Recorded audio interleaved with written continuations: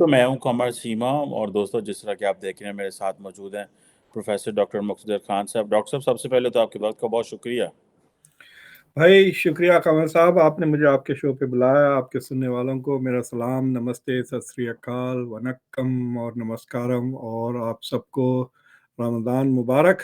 I hope के एक महीने में we become better people than we are.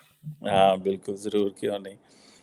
Doctor साहब, मैं देख रहा था बहुत सारी डेवलपमेंट्स हुई हैं जो आपसे शेयर करनी थी और आपसे जानना चाहते थे। एक तो अभी रिसेंटली कल ही भारत के जो आर्मी चीफ हैं जनरल मनोज पांडे साहब, उन्होंने ये एक डेफटेक इंडिया का एक इवेंट हुआ, वहाँ पे बात की और कहा कि इंडिया को जो है वो नई डिटेरेंस इंस्ट्रूमेंट्स चाहिए। डिटेरेंस इंस्ट्रूमेंट से मुराद, पाकिस्तान जब डिटेरेंस की बात करता है तो वही हम बात करते हैं न्यूक्लियर वेपन्स की, ताकि, और डिटेरेंस का मतलब है कि आप अगले को रोकें ताकि वो वॉर में इंगेज ना हो। सो आपके ख्याल में पॉसिबली मनोज पांडे साहब क्या बात कर रहे होंगे, जब although this is purely a military subject, क्या बात कर रहे होंगे, किस तरह की डिटेरेंस जो है वो इंडिया को चाहिए? इंडिया के पास न्यूक्लियर ट्राइड है, उनके उनको उनके पास सारा कुछ है उस हवाले से। तो क्या, और सुनने में भी आ रहा है कि पढ़ने में भी आ रहा है कि 2008-9 ऑनवर्ड इंडिया जो है वो काफ़ी पैसा डिफेंस पे लगा रहा है। और सो हाउ डू यू सी मनोज पांडे साहब की ये जो स्टेटमेंट है, जिस तरह पाकिस्तान कहा करता था हमारे पास अनसेटल्ड बॉर्डर है, इंडिया आज चाइना के हवाले से कह रहा है अनसेटल्ड बॉर्डर है। So how do you see this statement sir? तो जो उनकी सीक्वेंस की तकरीर की, उसकी जनरल पांडे साहब की, इन द बिगिनिंग में उन्होंने एक बात कही। हाँ, मैं तो तकरीर नहीं देखा, जो रिपोर्ट्स पढ़ रहा हूँ, जिस सीक्वेंस में the reporter has reported, I am assuming कि वो क्रोनोलॉजिकली आइडियाज आए। तो उसमें वो शुरू में कहते हैं कि India has to be careful कि इंसर्जेंसी पे तवज्जो देते हुए, and of course he is referring to the western front, कि इंसर्जेंसी और काउंटर टेररिज्म और बॉर्डर मैनेजमेंट में अगर उस पर ज़्यादा तवज्जो रही तो we should not neglect conventional capabilities. तो ये उनका पहला पॉइंट था। तो उसको उन्होंने फिर आखिर में दोहराया इन ए डिफरेंट वे। उन्होंने कहा कि we need to balance between niche and conventional capabilities. तो मुझे लगता है कि शायद he is emphasising this as a strategic point, या उनको ही इज कंसर्न कि India in trying to develop niche capability, यानी बॉर्डर मैनेजमेंट में इंसर्जेंसीज के लिए। सो फॉर एग्जांपल, अगर आपका बॉर्डर पे प्रॉब्लम ये है कि बंदे इधर उधर से घुस के आ रहे हैं, so you might want to have continuous aerial survey के आप ड्रोन्स नॉन स्टॉप फ्लाई करें, राइट, कि 24 घंटे उसको मॉनिटर करें। तो इस तरह की कैपेबिलिटीज में आप डेवलप करने में शायद you might neglect the fact कि सीधा साधा फौजी हमला अगर हो गया तो how will we retaliate. We are focused on insurgents and not for a conventional attack. So that is the point he's trying to say, कि we should also make sure that we don't neglect our conventional capabilities. लेकिन उन्होंने उसकी बात इसलिए बताई कि वो कह रहे हैं कि लफ्ज उन्होंने यूज किया इन्फर्मिटीज इन बॉर्डर मैनेजमेंट, यानी अगर हमारे बॉर्डर मैनेजमेंट में कोई ऐसी कमजोरी अगर आ जाती है, then that will lead to an escalation of a wider conflict. तो उनका इशारा ये है कि ही इज ट्राइंग टू से कि लेट अस से कि हम अपनी बॉर्डर कैपेबिलिटीज को मजबूत ना करें, और चाइना जिस तरह वो प्रोब कर रहा है ना, पहले गलवान में पोक किया, फिर अरुणाचल में, अगर वो पोक किया और देखा कि कमजोरी है तो वो आगे बढ़ जा सकता है। It could become a small scale war वहां पे, राइट, कि अगर ये बहुत ज्यादा कमजोर है, चाइना को चांस दिखा कि अरे बॉर्डर यहाँ पे खुला हुआ है, मैं घुस सकता हूँ और बहुत सारा जमीन भी ले ले सकता हूँ, इन्हें go, then it might go ahead. फिर उसको वापस धकेलने के लिए आपको जंग लड़ना पड़ेगा। So so what he means by deterrence is to have this conventional capability on the border management, जहां पे इस तरह का टेम्पटेशन ना हो चाइना को। आपको पता है कि एक जर्मन जनरल था जिसका शायद नाम था रोमेल, जिसको डेजर्ट फॉक्स कहते हैं। वो एक बार अफ्रीका में ऐसी रिकॉनेजेंस पे निकला अपनी थोड़ी टैंक्स वगैरह को लेके, और उसने जो कमजोरी देखी ब्रिटिश गवर्नमेंट, उन्होंने पूरा नॉर्थ अफ्रीका कॉन्कर कर लिया। और ये उससे पहले भी हुआ।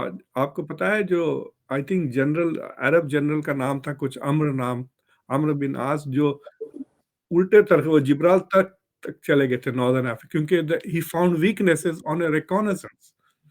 तो ये he saying something very similar, he saying कि अपने बॉर्डर मैनेजमेंट में अगर कमजोरी आ गई, कन्वेंशनल कैपेबिलिटीज, हम इंसर्जेंट्स की तलाश में हैं और फिर कोई फौज वो करके टेस्ट करती है, तो it could lead to a wider conflict.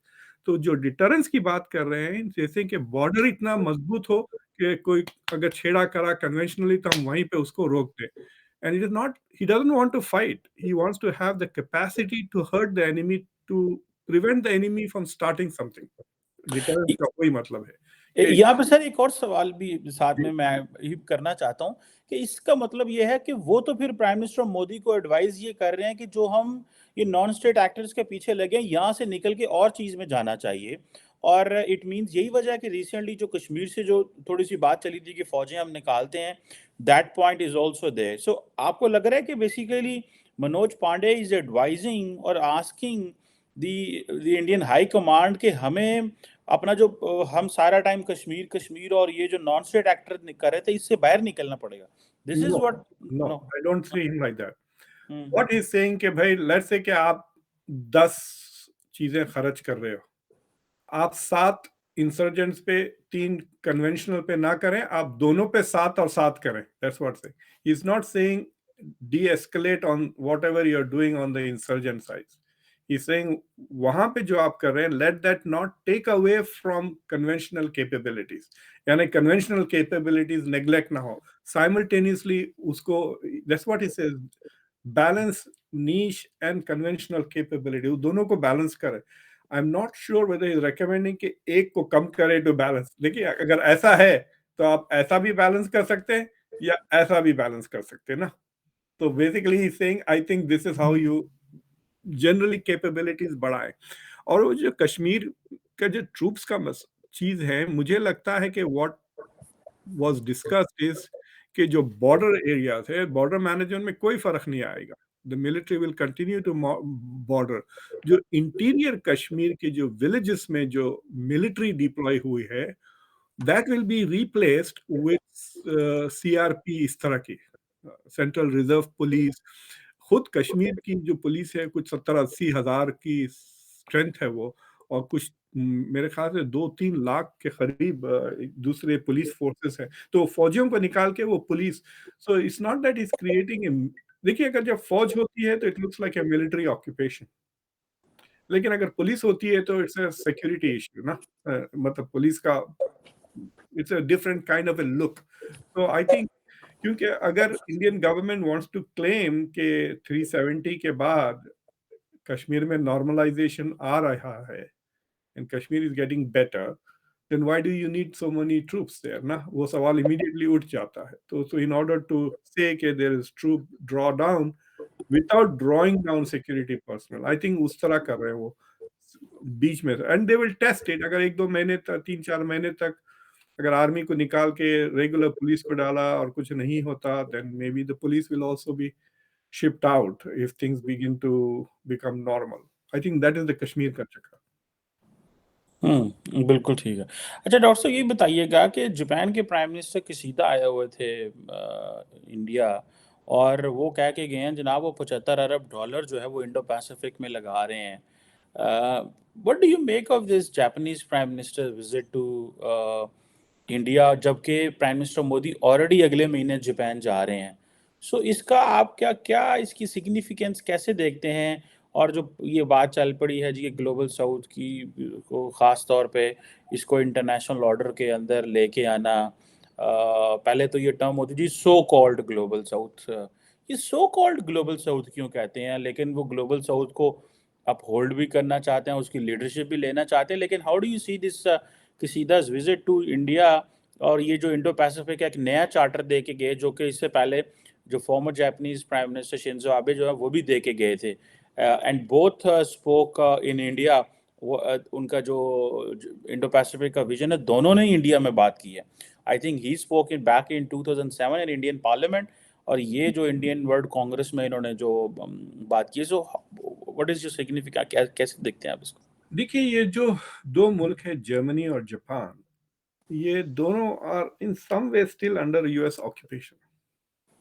आपको पता है अभी भी फौजें हैं वहाँ पर। ओकिनावा में अभी तक हज़ारों या बेस है यूएस के, and US has controlled there defence strategies.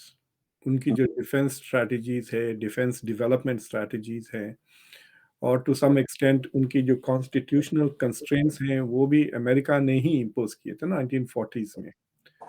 तो बेसिकली अमेरिका ने जिस तरह से उनकी डिफेंस कैपेबिलिटीज़ को डेवलप करने दिया, in a way where they can defend themselves, but they can't be an offensive power. They can only be a defensive power. Japan को ज़्यादा लोग फोकस नहीं करते, बट जापान की जो मिलिट्री कैपेबिलिटीज़ है, it is among the top 4 और 5 in the world. Even though it is not a nuclear power, it has lots of things. Plus, it also has the nuclear umbrella of the US, इसलिए वो नहीं। लेकिन अब जो देख रहा है उसने कि 2 प्रॉब्लम हो गए ना जापान को, एक तो रशिया के साथ उसका टेंशन बढ़ रहा है, और दूसरा चाइना से जो हॉस्टिलिटीज़ बढ़ गए हैं। सो जापान वांट्स जापान का मसला ये है कि शुड इट कम क्लोजर, अब इससे ज़्यादा क्या करीब आ सकता है वो अमेरिका के, right? So should it trust America और should it go and become Atmanirbhar जो लफ्ज़ इंडिया में, should we be independent in our capabilities to deter China and Russia, और शुड वी नेसेसरली रिलाय? तो मुझे लगता है कि ये जो चाइना का जो हवा बना हुआ है ना, China is threatening this, China is threatening that, तो उसका cover के अंदर I think the Japanese is changing their defense strategy from becoming a state with defensive capabilities to acquiring offensive capabilities. और आपने देखा ना 10-15% से बजट बढ़ा दिया इस साल, एकदम बजट एक्सकेलेट हो गया है, and it is quite possible that they might India से भी शायद वो ज्यादा स्पेंड करने लग गए बजट वाइज। अब it is not very clear कि किस, बिकॉज़ उन्होंने 2-3 साल की बात की ना, going to suddenly escalate to 10-15%, it depends also on the economy की जो साइज़ है उनकी। उनकी इकोनॉमी अभी भी 5.5-6 ट्रिलियन डॉलर के करीब है Japanese. So that is one thing that Japan is trying to do, कि it is trying to become a major power, no doubt about it. दूसरी चीज़ ये है कि ये दोनों प्राइम मिनिस्टर जो और खासतौर से जो प्रेसिडेंट आबे थे, दे आर बोथ थोड़े इंपीरियलिस्टिक है, अग्रेसिव हैं ये। हाँ, जो 21st सेंचुरी की जो लीडरशिप है Japanese, it is not like the one which was defeated इन 45 ना। सो आई थिंक कि वो जनरेशन खत्म हो रहा है, नया जनरेशन आ रहा है जापान का। Japan was a very martial culture भाई। अभी भी मूवीज बनते हैं सामुराई के, ये वो उनकी बहादुरियों के किस्से वगैरह तो सुनते होंगे बच्चे। So but the society is also बहुत ही अजीब सोसाइटी हो गई है, बहुत बूढ़े हो गए हैं, and there are birth rates are dropping. China is Japan is about 125 million के करीब उनकी आबादी है। They might actually become 60-70 million in a few years. मतलब they are trying to cut down their population of the size. अगर size of the population कम होता है तो इकोनॉमी का साइज भी कम हो जाएगा, capability. So I think I don't know what's going on in Japan, but at the short term, they want to make sure कि उनके पास इतनी मिलिट्री कैपेबिलिटीज हो कि अगर जंग छिड़ जाती है चाइना के साथ, then they can hold on their own। America की नेवी वगैरह आए। इमेजिन करें आप कि ट्रम्प अगर प्रेसिडेंट होते और झड़प हो जाती, इट में बी के US might not come to the help. मैं इतना तो गारंटी डेफिनेटली देता हूँ, यूक्रेन और ताइवान के लिए वो इतना नहीं करता ट्रम्प जितना बाइडेन कर रहा है, राइट? तो अगर उस तरह के इलेक्शन साइकिल में अमेरिका के आप फंस गए तो जापान क्या करेगा? चाइना की कैपेबिलिटीज में कमी थोड़ी आती है। ना उनकी कैपेबिलिटीज में कमी आ रही है, ना उनके एग्रेशन में कमी आ रही है। अब तो बातें बड़े हुए कर रहे हैं मॉस्को में, तो वो तो दादागिरी की बातें शुरू हो गई चाइना से।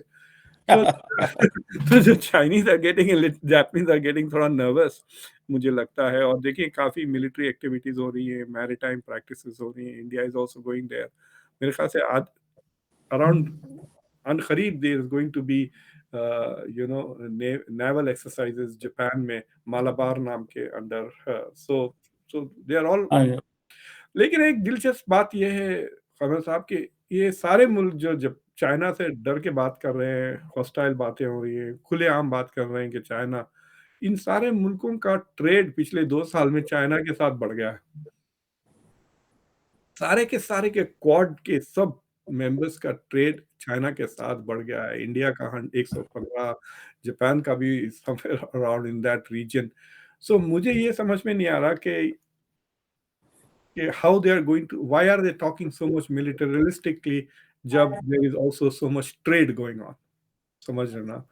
सो दे, मतलब आपको पता है जैसा कि अमेरिका का और चाइना का तकरीबन कुछ $750 बिलियन का ट्रेड हुआ है 2022 में. तो क्या आप एकदम वो ट्रेड खत्म हो जाएगा, या आप जंग भी लड़ते रहेंगे साथ साथ ट्रेड भी करते रहेंगे? Like I am not able to understand how this hostility. दुश्मनी की बातें हो रही है लेकिन दुश्मनी नजर नहीं आ रही है, समझ रहे हैं. मिलिट्री कैपेबिलिटीज बढ़ रहे हैं. सो आई हैव अ फीलिंग कि द क्वाड इज थिंकिंग कि देखो अगर हम सब बहुत स्ट्रांग हो जाते हैं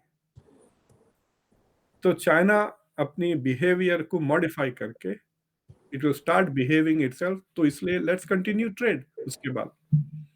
तो मेरे ख्याल से that is the, I think the way the Quad is thinking about it के without a war we might modify China's behavior by having overwhelming military advantage over China. ये तो बड़ी ये जो आप बात कह रहे हैं कि ये तो बड़ी ट्रिकी और रिस्क है. फॉर एग्जांपल अगर इसी चीज़ को ले लें तो जो शी जिनपिंग रशिया में बात करके आए और वो जो बात हो रही थी वहाँ पे जो व्हेन ही वाज लिविंग, तो उन्होंने कहा कि जो अभी तब्दीलियां आ रही हैं ये पिछले 100 साल में नहीं आई. शी जिनपिंग ने, पता है वो ट्रांसलेटर्स ने ट्विटर पे वो चल रही है वीडियो, वो पता नहीं अब हमें तो सही है कि ये गलत है, लेकिन डिफरेंट लोगों ने उसको ट्रांसलेट ऐसे किया है कि माय फ्रेंड जो तब्दीलियां शी इज़ आस्किंग पुटिन कि जो तब्दीलियां अभी आ रही हैं 100 साल में नहीं आई और हम जो है इसमें अपना रोल प्ले करेंगे. सो ये जो चीज़ है मतलब ये इट मीन्स कि वो कह रहा है कि भाई बड़ी जंग के लिए तैयार हो जाओ, there is much more to come. तो आपको लगता है कि ये फॉर एग्जांपल कई लोग, तो मैं इंटरनेशनल प्रेस पढ़ता हूँ तो वो कह रहे हैं कि Xi Jinping wanted to get the support of Russia on Taiwan और वो जो है वो यूक्रेन के ऊपर ले रहे हैं. तो ये कल को ये कोई मिलिट्री ब्लॉक बना पाएंगे, कोई इस तरह की चीज़ हो पाएगी, या कि रशिया और चाइनीज मिलिट्री कैपेबिलिटी ये तो एक सेकंड में यूरोप को इधर उधर कर देंगे, मतलब they are so much powerful. तो ये अमेरिका तो ये देखिए अभी तो रशिया, देखिए हमने $113 बिलियन दिए हैं यूक्रेन को, राइट. अभी थोड़े पैसे बचे हुए हैं but we have already allocated 113, तकरीबन $100 बिलियन. आप इसको, ये बाइडेन का डिसीजन था not to give missiles. Let us say कि हम ये हॉविट्जर वगैरह के बजाय अगर यूक्रेन को $100 बिलियन के क्रूज मिसाइल दे दे तो क्या मॉस्को का क्या हाल होता? शायद कुछ भी नहीं बचता मॉस्को का, राइट. अगर यूक्रेन टारगेट कर देता मॉस्को और सेंट पीटर्सबर्ग को, इमेजिन करें आप 200-300 क्रूज मिसाइल्स गिर रहे हैं आपके ऊपर. So America has not given Ukraine any offensive capabilities अभी तक. ना सिर्फ ऑफेंसिव कैपेबिलिटीज नहीं दिए हैं बल्कि एक रिस्ट्रिक्शन भी लगा के रखा है कि आप रशिया को रशिया में नहीं हमला करोगे, खासतौर से हमारे हथियारों से, right. So that has been a constraint. उसके बावजूद Russia has not been able to overwhelm Ukraine. Okay. So I am not very sure. ये और बात है कि अमेरिका में अब तो they are thinking of a crushing defeat of Russia.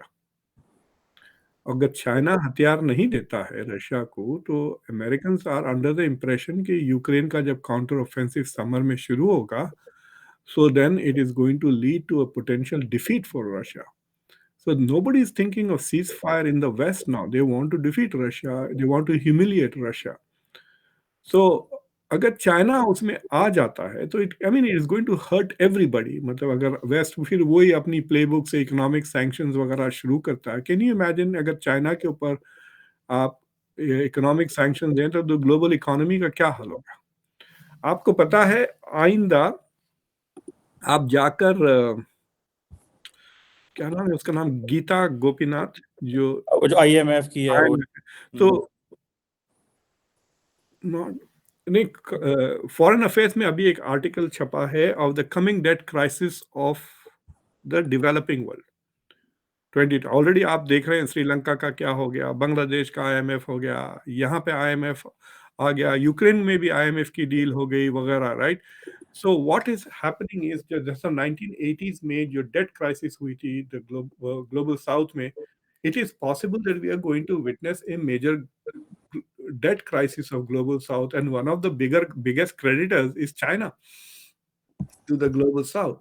तो उस पे अगर आप जंग भी शुरू हो जाती है ऑन अ बिगर स्केल जिसमें चाइना भी इन्वॉल्व हो, देन देन तो पूरी इकोनॉमी ठप ही हो जाएगी ना। So it's not in anybody's interest के दिस वॉर एस्केलेट्स।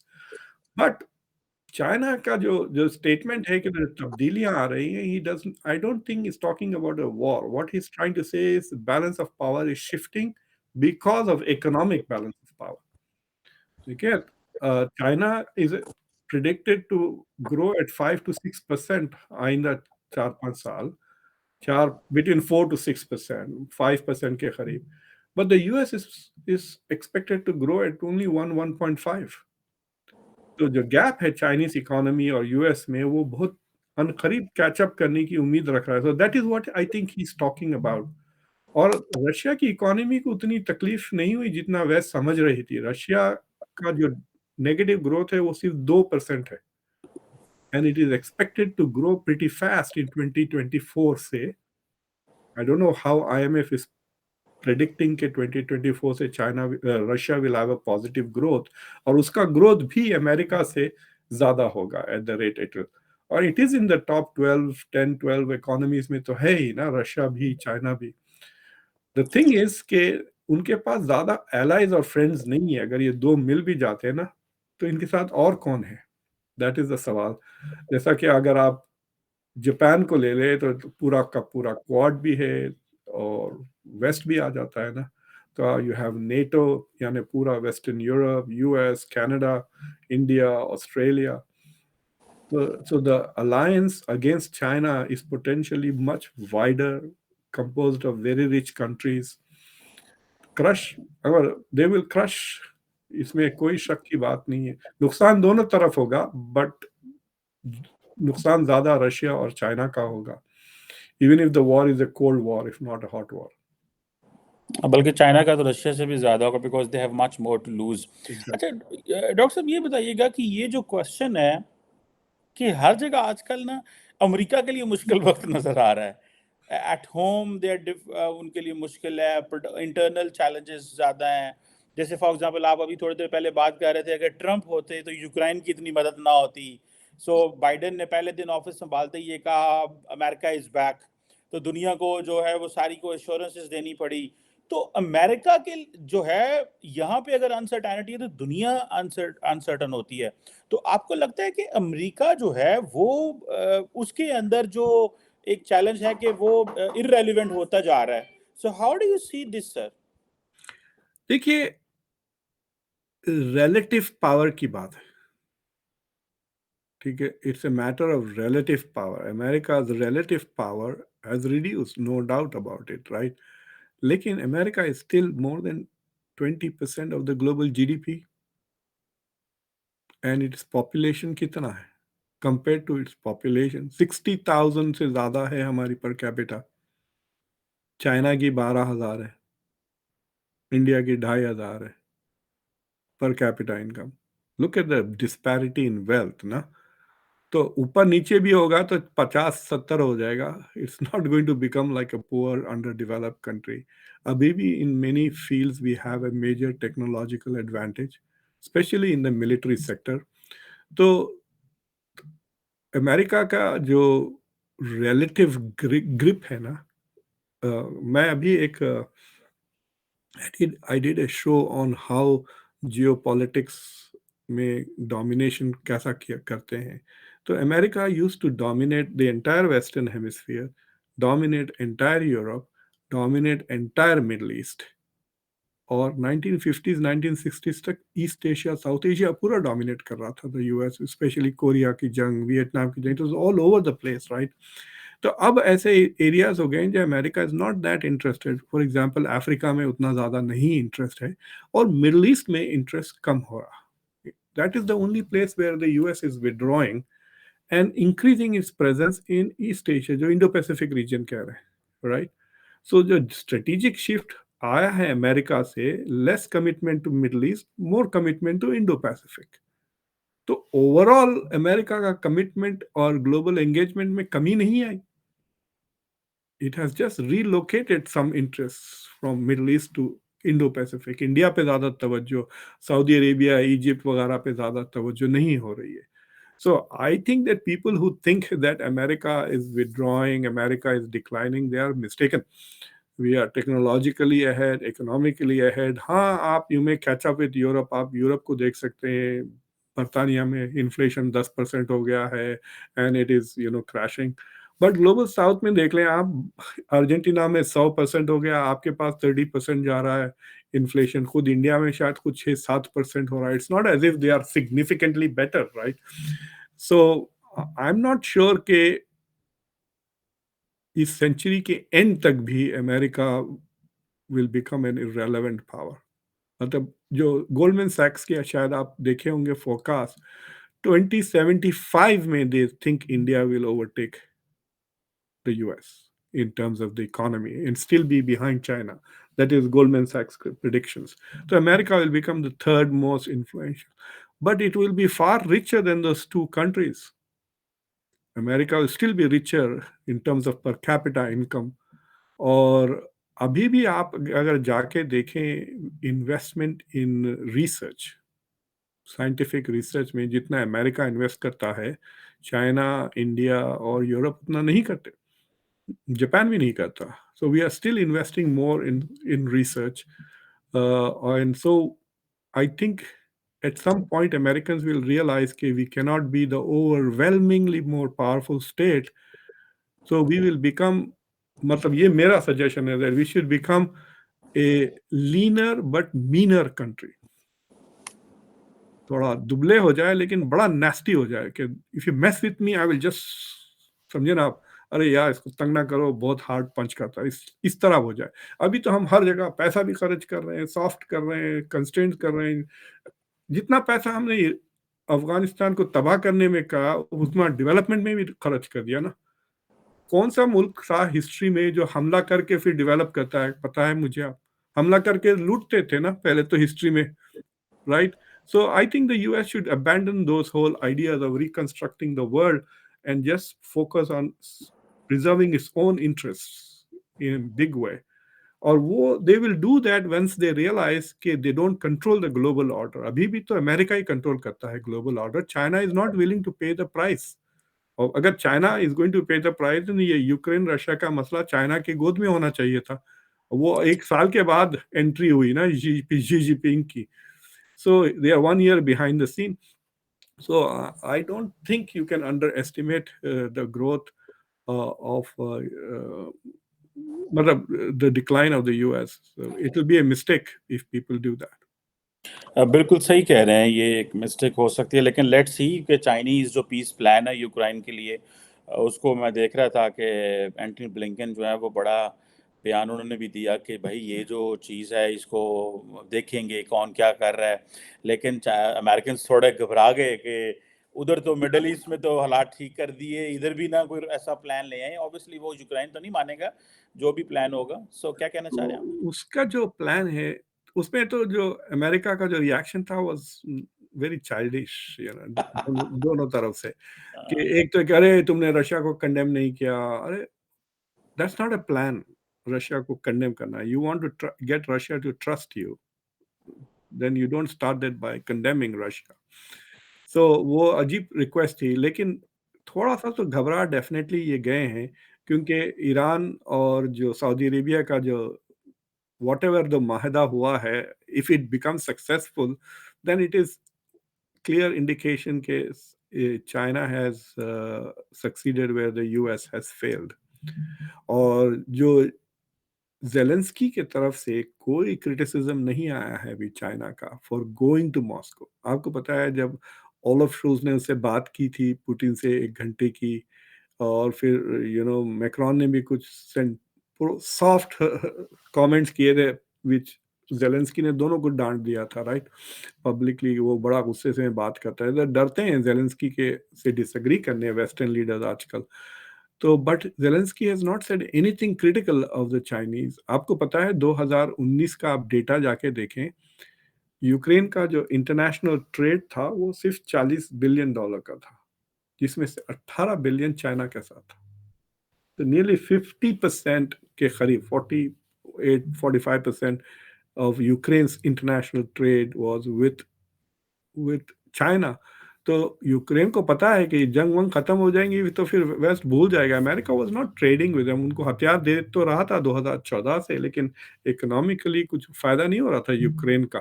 लेकिन इन्वेस्टमेंट्स इंफ्रास्ट्रक्चर में ट्रेड वो चाइना के साथ हो रहा था। तो मुस्तकबिल भी they see that China is the future, तो it is quite possible कि Xi Jinping can get the two of them on a phone call। अगर वो करेगा तो फिर यहाँ वॉशिंगटन में तो बहुत परेशानी शुरू हो जाएगी, and I think the US will get very aggressive. क्योंकि आपको पता है कि अभी भी वो अफवाहें चल रही हैं कि नॉर्थ स्ट्रीम का जो ब्लास्ट हुआ था वो मतलब यूएस, नॉर्वे और शायद इंग्लैंड मिलके किया था। They are trying to blame it on some rogue Ukraine. और साइमन हर्श की जो आपने देखा होगा journalism, where he was trying to say it is probably US और and allies who did it। तो so the US will be very upset and they will try to definitely ensure that they don't want peace, they want Russia defeated and they want Russia humiliated। they are not interested, क्योंकि अगर अगर उनको cease fire कराना होता तो at least कोई कोशिश तो करते। किसी ने भी वैसे कोशिश नहीं किया। वो शुरू में मैक्रोन और वो लोग बात कर रहे थे, but they fell under pressure from the US. मतलब you know this was a good opportunity. Rishi Sunak और नरेंद्र मोदी मिलके अगर चले जाते मॉस्को जी जिनपिंग से पहले, that could have been a very good diplomatic coup कह सकते हैं आप, but they didn't do that. आपकी आवाज नहीं आ रही। लेकिन मेरा ख्याल है कि अमेरिकन्स नहीं चाहते कि उनके अलावा कोई बंदा मीडिएट कराए इसको। हाँ, और but they are also not mediating ना, they are not doing any mediation. आपको पता है रशिया की एम्बेसी यहाँ पर है, यूएन में भी रशिया का they can talk to him there. वहाँ वहाँ पे जाए, अच्छे खासे कबाब की जगहें हैं यूएन के बाजू, वहाँ जाए, ईरानियन रेस्टोरेंट में बैठे खाए कबाब और शीश कबाब, and they can chat it out right there in the front of the UN building. वहाँ पे भी नहीं हो रहा है, वॉशिंगटन में भी नहीं हो रहा है। सो द यूएस इज, मतलब वो ऑप्शन खोला ही नहीं शुरू से यूएस। बिल्कुल सही कह रहे हैं। Thank you very much professor doctor Mukhtar Khan साहब sir, it's always pleasure talking to you. Thank बड़ा यू वेरी मजा मच। आया once again. Thank you very much, बहुत शुक्रिया thank sir. You. Thank you.